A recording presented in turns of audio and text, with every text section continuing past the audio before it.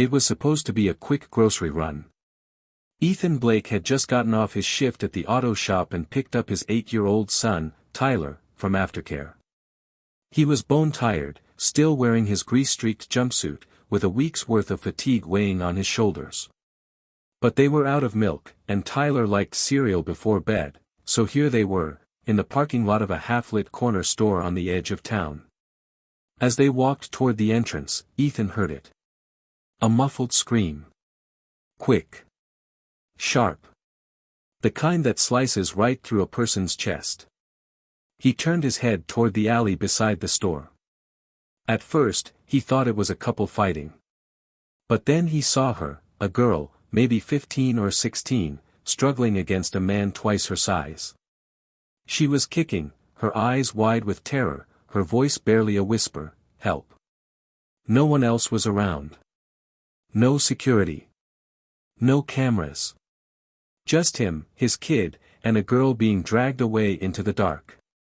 Ethan didn't think. He told Tyler, "Stay here. Don't move," and bolted. The man saw him coming, but too late. One clean punch, fueled by adrenaline and the raw instinct of a protective father, sent the guy sprawling. The girl collapsed to the ground, sobbing. Ethan knelt beside her, breathing hard. "You okay? You hurt?" She shook her head no, trembling. Then came the sirens. It wasn't until the police arrived that Ethan learned the whole story. The girl's name was Maria. She'd been missing for 2 days.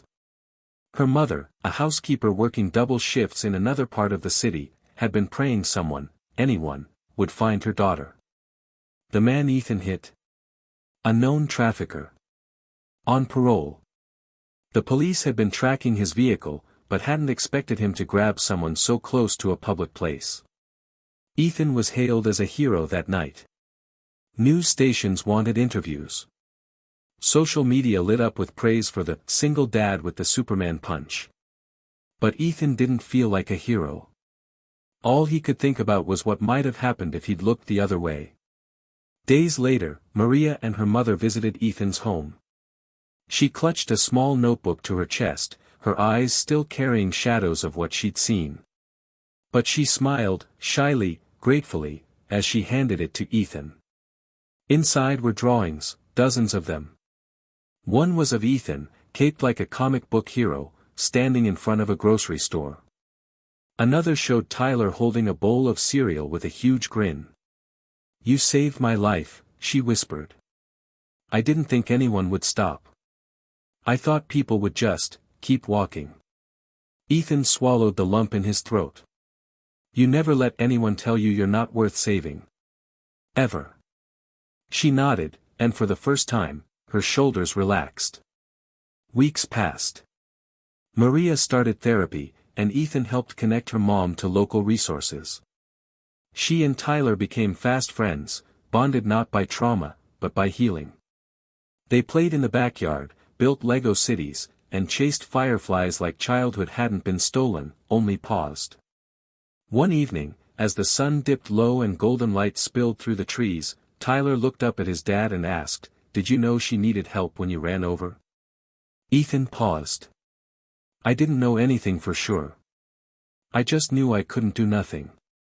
Tyler nodded thoughtfully, then took his father's hand.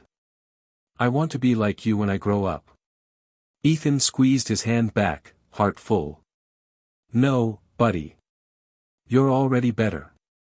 We don't always get a warning when someone needs saving. Sometimes, doing the right thing means acting without all the answers, just heart, instinct, and courage. And sometimes, the greatest heroes are just tired dads in dirty work clothes who choose compassion when the world looks the other way. Because one punch can stop a monster. One choice can change a life. And one act of kindness, without hesitation, can ripple into hope that lasts forever.